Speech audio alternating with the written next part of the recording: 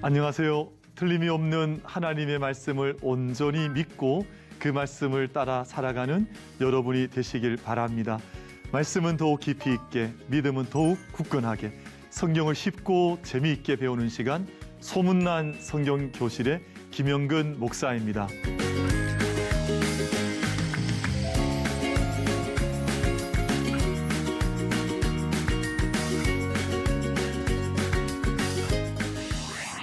지난 시간에 나눈 내용 기억하십니까? 성경 인식의 주체는 하나님이시어야 한다라는 말씀을 나눴습니다. 내가 성경을 읽어나가는 것이 아니라 하나님께서 말씀하실 때 그 말씀을 듣는 자세가 중요하다라는 말씀을 나눴습니다. 오늘 나눌 내용은 성경은 무엇한가? 라는 주제로 말씀을 나누겠습니다.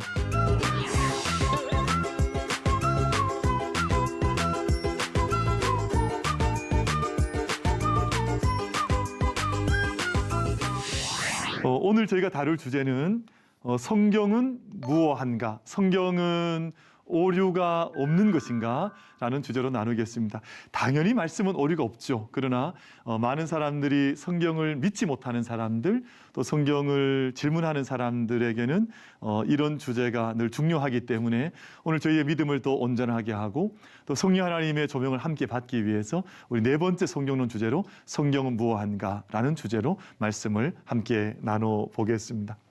성경을 연구하는 흐름 중에 성서 비평학이라고 하는 우리 크리티시즘이라고 하죠.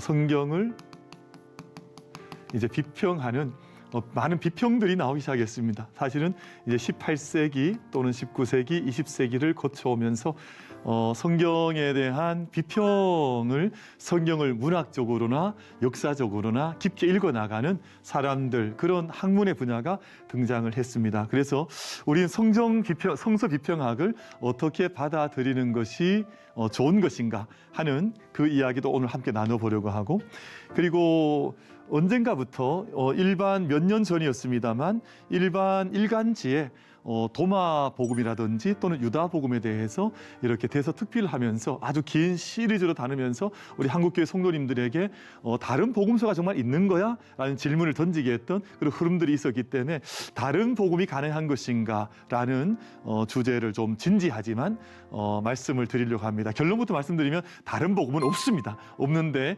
세상에 많은 사람들 중에 이런 이야기를 또 여러 가지 복음이라고 하는 말로 따라오는 이제 이야기들이 있기 때문에 그 부분들을 해명하는 시간을 좀 가져보려고 하고요.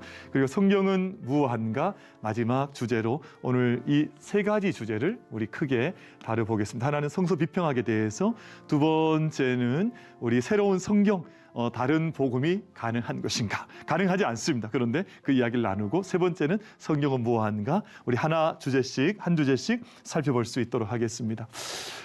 성서 비평학이라는 것은 우리 성도님들께서는 사실은 잘 들어보긴 어려우시지만 이 바이블 크리티시즘, 이건 이제 신학교에 들어가면 이제 많은 신학생들이 자연스럽게 접하게 되는 학문의 분야이기도 하거든요. 성서 비평학이 어떻게 발전을 해왔고 지금 우리에게 어떻게 다가와 있냐 하는 것을 말씀을 드리면, 17세기가 되었을 때는 이제 원전, 성경의 그 원래 성경에 있는 그들의 말씀과 가장 가까운 본문을 찾는 본문 비평이라는 것. 그러니까 이게 여러 가지 이제 사본들과 성경이 있는데 이 중에 어떤 성경이 정말 성경이냐 하는 것들을 신학자들, 성서학자들은 반드시 찾아내야만 했습니다. 왜냐하면 전 세계에는 당시에 이제 메소포타미아 지역이라든지 라틴 또 헬라 지역에는 다양한 성경의 어떤 사본들이 발견이 되었거든요. 그런데 이 본문 비평을 통해서 원전에 가장 가까운 정말 성경이 어떤 것이냐 하는 것을 찾는 작업이 18세기 정도에 시작이 됐습니다. 어쩌면 고마운 일이죠. 왜냐하면 하나님께서 우리에게 말씀을 주셨는데 그 말씀이 오류가 없이, 잘못됨이 없이, 있는 말씀 1.1획도 틀림이 없이 내게 올 수만 있다면 얼마나 고마운 일입니까? 말씀을 잘못 읽는 것이 아니니까. 그런 작업을 18세기에 본문 비평이라고 하는 이름으로 시작이 되었습니다. 그리고 17세기에 본문 비평이 등장을 하고 18세기에는 학문적 형태를 가지면서 성경이 역사적 과정을 거쳐서 발전되고 편집되었다는 연구가 나오기 시작했습니다. 그래서 양식 비평이라든지 또는 본문 비평이라든지 편집 비평이라든지 서사 비평이라든지 많은 비평의 방법들이 이제 쏟아져 나오기 시작을 했습니다. 그리고 19세기가 되었을 때는 구약과 신약의 배경과 형성에 대한 많은 이론이 등장을 하기를 시작을 했습니다. 그러니까 어떻게 보면 많은 성서의 비평 방법이 나왔다고 하는 것은 하나님의 말씀에 대한 관심이 그만큼 많다 하는 또 긍정적인 측면이 반드시 있는 것 같습니다. 성서 비평이라고 하니까 성경을 뭐 나쁘게 이렇게 폄훼한다 이런 뜻이 아니고요. 성경을 학문적으로 또는 성경을 훨씬 더 과학적으로 깊게 그 배경과 또 어떤 그 깊이에 대해서 살펴보겠다 하는 것이 성서 비평 방법이다. 이렇게 인식을 하시면 좋을 것 같습니다. 우리가 보통 비평한다 그러면 조금 부정적인 이미지가 있습니다만 여기에서는 그런 의미는 아니고 성경을 깊게 성경에 대해서 그 배경이라든지 또는 형성에 대해서 많은 연구를 한다 이런 뜻으로 이해를 하시면 좋을 것 같습니다. 우리가 이제 그 성경 연구에 가장 많은 이제 연구가 되었던 부분이 어느 부분이냐 하면 우리가 사복음서라고 하는 복음서가 연구의 집중포화 아주 집중이 되었습니다. 왜냐하면 잘 아시는 것처럼 이 복음서라고 하는 것은 우리 예수 그리스도의 말씀이 다 담겨져 있거든요. 그러니까 이 복음서 안에 있는 많은 말씀들 가운데 정말 예수님께 사셨던 말씀, 그 말씀을 좀 만나고 싶다 하는 열망들이 사람들에게 많았기 때문에 이 복음서에 대한 비평이 아주 치열하게 아주 열심을 다해서 복음서를 많이 비평을 했다. 그래서 더 Four Gospels라고 하는 연구의 중심이 되었던 복음서다. 근데 그 복음서에 대한 연구 결과에 따라서 어떤 이제 성서 비평학의 결과가 나왔냐 하면 마태복음과 마가복음 또 누가복음과 요한복음이라고 하는 이 사복음서가 있습니다만 이 복음서 가운데 이제 가만히 성서를 본문 비평을 해봤더니 역사 비평을 해봤더니 가장 먼저 쓰여졌던 복음서는 바로 마가복음이다 하는 그 결론을 얻게 됐습니다. 그래서 마가복음 16장까지의 말씀이 가장 먼저 기록되었다는 결론을 얻게 되었죠. 근데 만약 마가복음이 가장 먼저 기록이 되었다면 마태복음이나 또는 누가복음은 이 마가복음의 영향을 받았을 것이다 이런 생각을 하잖아요. 저는 이 사복음서를 생각하면 늘 감사한 것은 조금 말씀을 나누기 전에 마태의 성격과 마가의 성격과 누가와 요한의 복음서의 성격이 다 이렇게 다르게 되어져 있거든요. 그 마태복음은 유대인들을 위한 복음서, 또 마가복음은 가장 이제 겸손하신 또 낮아지신 예수님의 모습을 드러내는 그런 복음서. 누가복음은 또 예수님의 가장 처절한 기도의 모습을, 인간적인 모습을 가장 잘 드러내 주셨던 복음서. 요한복음은 독수리 복음이라고 해서 가장 영적인 복음서의 특징을 가지고 있거든요. 그러니까 많은 이 세상의 사람들이 다양한 것처럼 복음의 색깔과 면모를 네 가지, 동서남북처럼 네 가지 복음서를 통해서 우리에게 말씀해 주신 것이 참 감사하다 하는 생각을 할 때가 참 많습니다. 그래서 복음서가 저마다 다른 성격을 드러내는 것처럼 저마다 다른 성격을 가지고 있는데 이 크리티시즘, 성경을 깊게 과학적으로 또는 또 비평학적으로 살펴봤더니 가장 먼저 기록된 복음이 바로 마가복음이더라 하는 것입니다. 근데 마가복음이 있기 전에는 그럼 이 성서 비평을 통해서 찾아봤더니 그 전에 뭐가 있었느냐? 바로 Q 자료라고 하는 ���레라고 하는데 이제 독일 말에서 원천이라고 하는 뜻을 가지고 있습니다. 가장 깊은 샘물, 예수님의 말씀이 기록되어진 말씀이 모아져 있는 Q 자료라고 하는 것이 마가복음 이전에는 있었다. 뭐 이런 이야기들을 하는 거죠.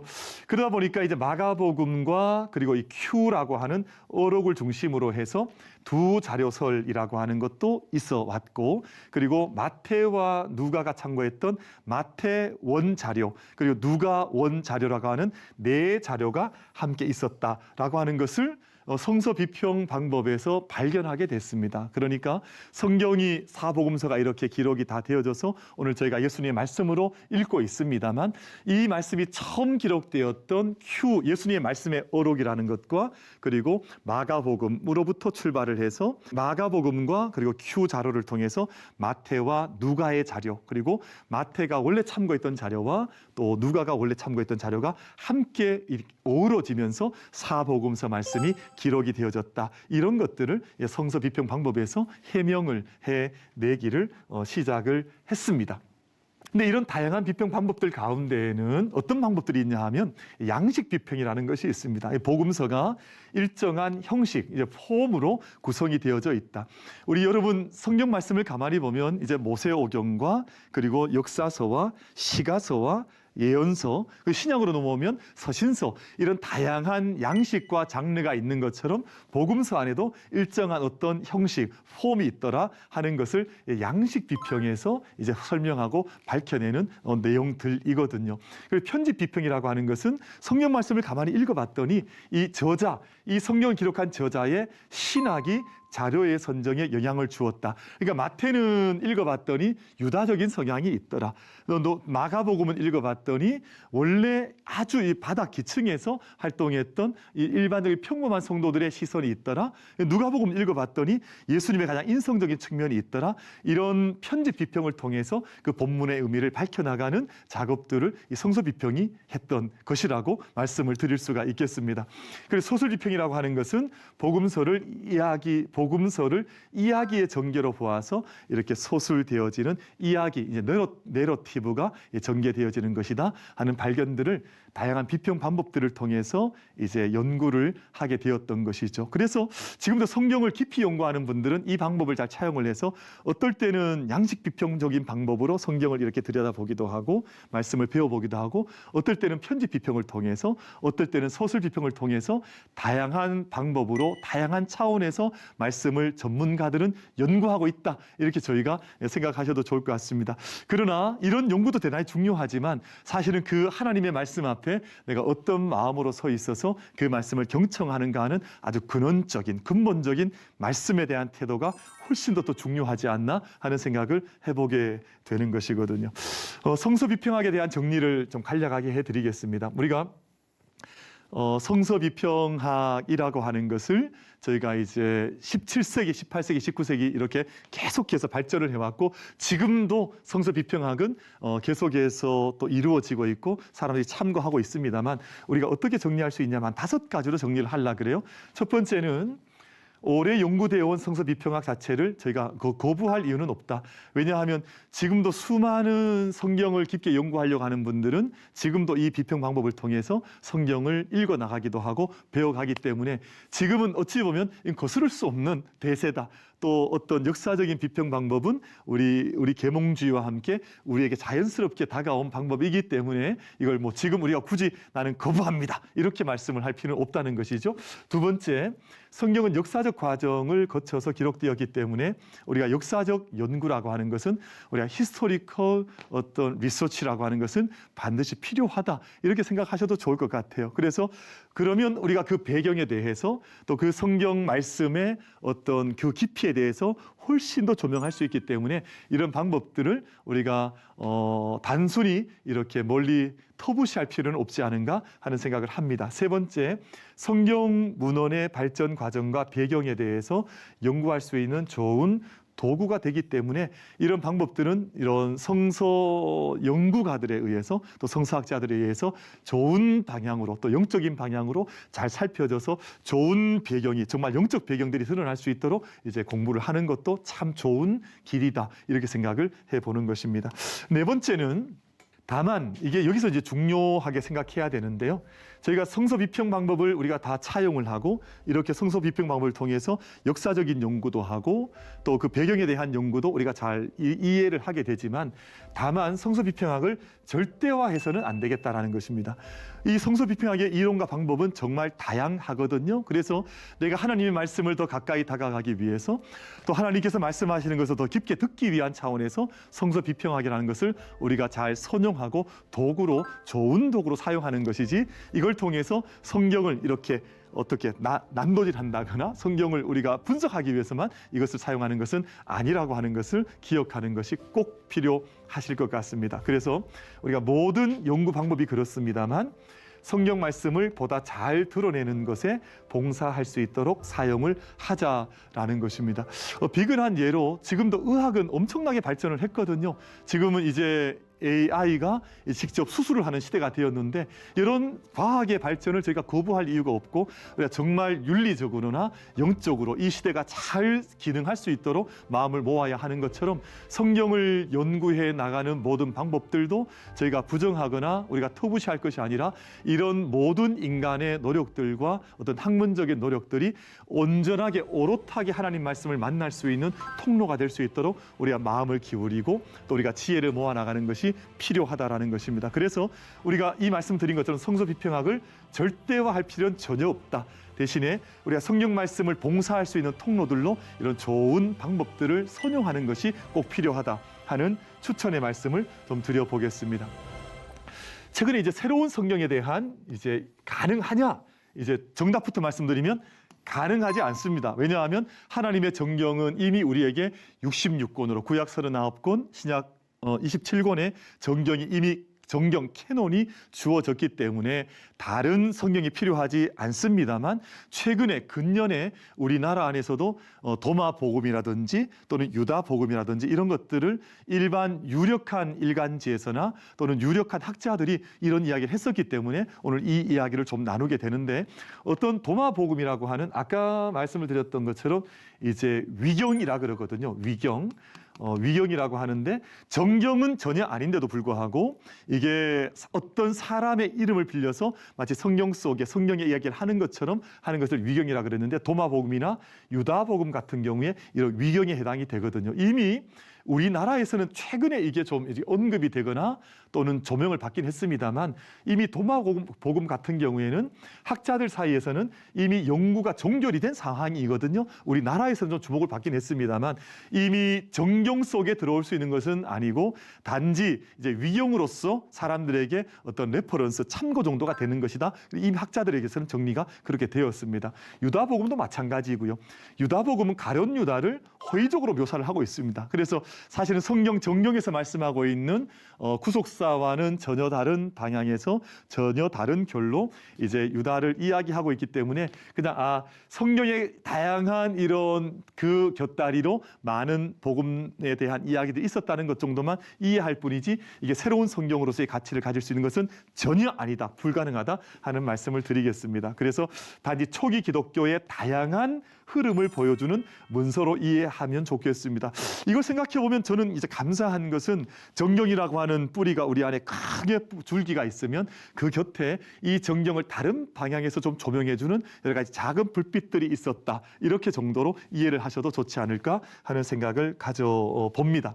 그래서 이제 오늘 제가 정리하고자 하는 것은 새로운 정경은 없다. 여기에 저희가 방점을 이렇게 딱 찍으면 좋겠습니다. 그래서 우리 66권의 성경을 정말 소중한 하나님의 말씀으로 받아서 생명의 말씀으로 또 나를 구원하시는 약속의 말씀으로 우리 구약, 신약은 promise, 언약이라는 말씀이 있다는 뜻이잖아요. 그래서 하나님께서 우리를 구원하시는 약속의 말씀으로 받으시면 좋겠습니다. 그래서 정경이라고 하는 것은 교회가 또 믿음의 공동체가 공식적으로 권위를 인정한 성경이기 때문에 저희가 성경을 필적할 만한 우리 다른 성경은 불가능하다. 그럴 가능성은 없다라고 저희가 마음속에 굳게 다짐을 하고 여러분 우리나라에 지금 활동하고 있는 많은 이단들도 자기 나름의 어떤 경전을 가지고 있거든요. 그런 경전에 우리가 귀를 기울이는 것이 아니라 하나님의 온전하신 말씀에 우리의 마음의 주의를 온전히 기울일 수 있는 것이 참 바람직한 신앙의 걸음들이다. 이렇게 말씀을 드릴 수가 있겠습니다. 정경의 형성 과정은 제가 지난 시간에도 말씀을 드렸습니다만 성령 하나님의 역사, 성령 하나님의 인도하심 속에 성경의 경전화가 이루어졌고 또 그 안에는 신앙 공동체의 또 공회의 이런 과정을 통해서 기록이 되어졌고 또 공동체가 함께 그 말씀을 사용을 했고 또 검토와 논쟁을 거쳤고 점진적 합의를 거친 후에 공식을 확인을 해서 정경화가 되었다. 그래서 사실은 이 많은 이런 회의의 과정 속에 성령께서 역사하시고 함께 하셨던 수많은 어떤 프로세스, 하나님의 사건이 담겨져 있었다 생각을 하면 오늘 말씀을 읽어 나갈 때마다 그 수많은 선진들의 이야기, 수많은 증인들의 이야기를 통해서 하나님께서 일하셨구나 하는 감동이 오면 참 어떤 마음의 울림이 크게 다가오는 것을 느낄 수가 있습니다. 그래서 성경 말씀을 읽어 나갈 때마다 히브리서 말씀을 그런 것 보면 있잖아요. 성경에 수많은 수도한 증인들이 등장을 해서 믿음의 선한 싸움을 마치 이렇게 바톤을 체인지하듯이 자기에게 맡겨진 말씀의 몫을 감당했던 사람들의 이야기가 성경 속에 있는 것을 저희가 이제 느껴볼 때가 있습니다. 그래서 성경은 저에게 무엇한가 이 말씀을 들고 이제 오늘 시간을 정리하려고 하는데 성경을 보는 주요 두 관점으로서는 축자 영감설이 있습니다. 모든 말씀이 글자 1.1회까지 성령의 직접적인 영감에 의해서 기록이 되어졌다. 그리고 유기적 영감설이 있는데 성경을 기록한 기자의 인격성이나 언어적 특성을 파괴하지 않으면서 성경이 전체적으로 성령의 영감으로 기록이 되어졌다고 보는 두 가지 관점이 있습니다. 그래서 축자적 영감과 그리고 유적 영감이라고 하는 것이 있죠. 근데 축자적 영감설은 저희가 많은 분들이 또 이렇게 받아들이기도 합니다만 어떤 조금의 약점이 있는데 성경을 번역할 때는 그럼 어떻게 되냐? 성경이 번역이 완전하게 번역되기 쉽지 않거든요. 그러다 보니까 축자 영감의 어떤 취약점도 있다. 그리고 문자나 구절 너머에 구절을 찾을 때 하나님의 정말 깊은 의미를 찾아 나갈 때는 축자적인 문자에 얽매이게 되면 성경 말씀을 읽어 나가는 어떤 한계가 있을 수도 있다라는 정도의 말씀을 드려도 괜찮을 것 같습니다. 대신 유기적 영감설 같은 경우에는 성경의 기자가 가지는 개인의 특성이나 역사적 정황을 인정하는 거죠. 동시에 성경을 성령의 인스피레이션, 영감에 의한 하나님 말씀으로 설명하기 때문에 우리가 성경 연구나 성경 비평이 말씀 이해를 위한 봉사로 귀하게 쓰일 수 있다 정도의 말씀을 드릴 수가 있겠습니다.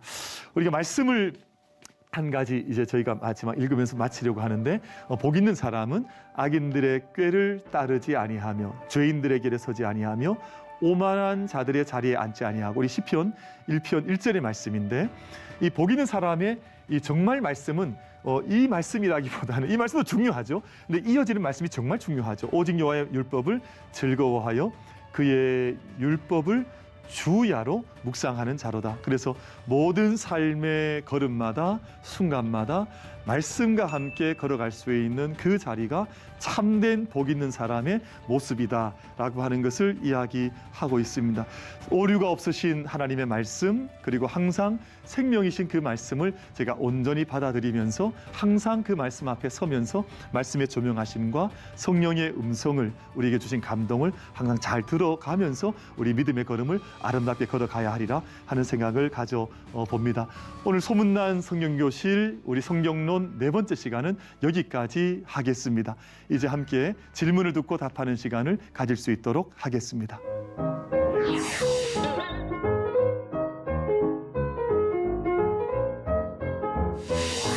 좋은 강의 감사합니다, 목사님.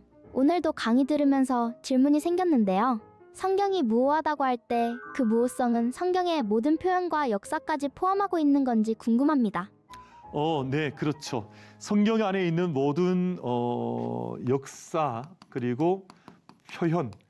그러니까 성경이 무오하다고 할 때는 어떤 역사나 표현 중에도 역사는 좀 다양하게 이제 해석이 되거나 또 역사적인 관점에 따라 바뀔 수 있긴 하잖아요. 그런데 성경이 무오하다 말할 때는 어떤 한 글자 작은 어떤 작구 하나, 어떤 문장 하나의 어떤 의미를 가지는 것이 아니라 이 말씀을 우리 가운데 주신 하나님께서 오류가 없으시다.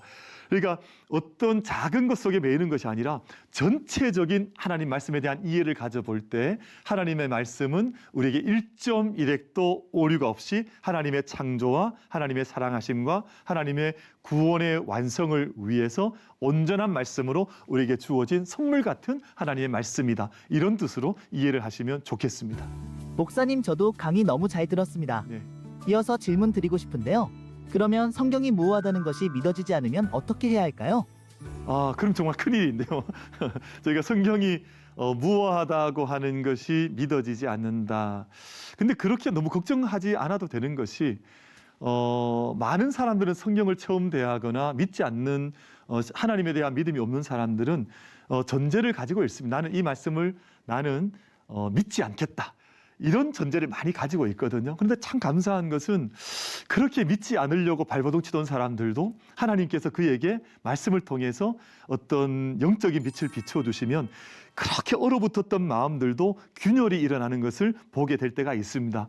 그래서 그렇게 녹지 않을 것 같은 얼음들이 다 녹아내고 마침내 그 물이 흘러가서 온 생명에 충만한 봄이라고 하는 계절이 오는 것처럼 그렇게 믿지 않겠다, 나는 못 믿겠다 했던 사람들도 그 말씀이 다가오고 말씀이 경험되어지고 나면 말씀을 아멘으로 받아들이더라고요. 고백하게 되더라고요. 그래서 저희가 말씀을 잘 받아들이지 못하는 분들을 저희 주변에서 때로 볼 때가 있거든요. 그러나 저희가 너무 염려하지 말고 우리가 두려워하지 말고 그분을 위해서 기도하면서 하나님께서 저를 말씀을 통해서 만나주시기를 함께 기도하다 보면 그렇게 믿어지지 않던 말씀도 어느 날 갑자기 내게 생명의 말씀으로 다가오는 은혜가 있을 터이니까 우리가 평안하게 말씀의 역사를 위해서 기도하고 그 말씀을 읽는 모든 사람들이 말씀을 아멘으로 받을 수 있도록 기도하는 것이 우리 믿는 이들의 영적인 어떤 자세가 아닐까 하는 말씀을 드릴 수 있을 것 같습니다. 네, 오늘 여기까지 저희들의 모든 성경론 마지막 시간까지 마치도록 하겠습니다. 여러분 유익한 시간 되셨습니까? 오늘 수업은 유튜브를 통해 다시 보실 수 있습니다. 변함없는 말씀의 은혜 안에서 다스림 받는 여러분이 되시길 바랍니다. 다음 시간에는 우리 예수 그리스도에 관한 기독론과 구원론이란 주제로 함께 말씀을 나누도록 하겠습니다. 오늘도 충만한 은혜를 누리시길 축복합니다. 다음 시간에 뵙겠습니다. 감사합니다.